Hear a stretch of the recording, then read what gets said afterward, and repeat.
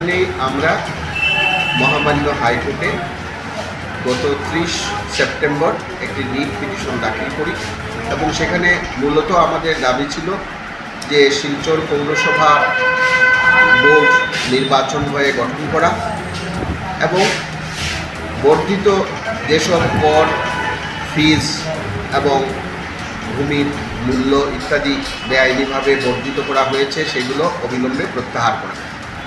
এই দুটি দাবি নিয়েই আমরা মূলত মহামান্য হাইকোর্টে রিট পিটিশনটি দাখিল করি এবং আমরা খুবই আনন্দিত যে গত 4 অক্টোবর 2024 তারিখে সেই মামলাটি প্রথম শুনানিতে গ্রহণ করা হয় বিচারপতি শ্রী দেবাশিস বড়ুয়া মহাশয়ের আদালতে এবং সেখানে সবিস্তারে এই বিষয়গুলি আলোচিত হয় এবং প্রথমেই দেবাশিস বড়ুয়া মহাশয় যেহেতু কিছুদিন আগে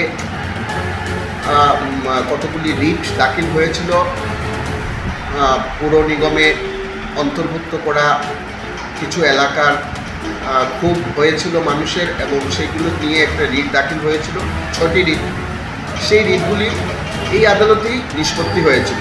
কাজেই দেবাশিস বড়ুয়া মহাশয়ের আদালতে নিষ্পত্তি হওয়াতে ওনার বিষয়বস্তুগুলো সবই জানা ছিল।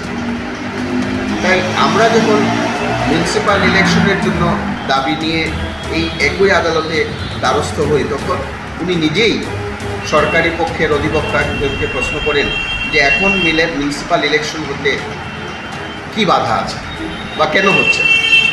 তখন এর প্রত্যুত্তরে সরকারি অধিবক্তারা জানান যে আগামী ডিসেম্বর 2024 এর মধ্যেই পৌর নিগম গঠিত হবে নির্বাচনের মাধ্যমে এবং জোর কদমে প্রচেষ্টা চালানো হচ্ছে।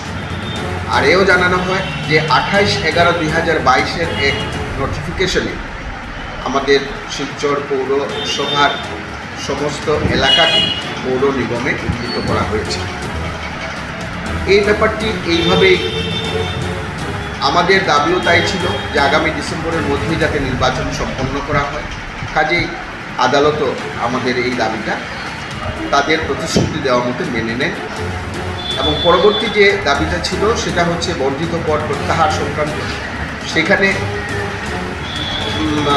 প্রতিপক্ষের মন্তব্য ছিল যে সেটা যেহেতু মিউনিসিপ্যাল ডিরেক্টরেটের বাজেট পাস করা, কাজেই সেখানে এক্সিকিউটিভ অফিসারের কোনো দোষ বা উনি বেআইনিভাবে এটা করেননি।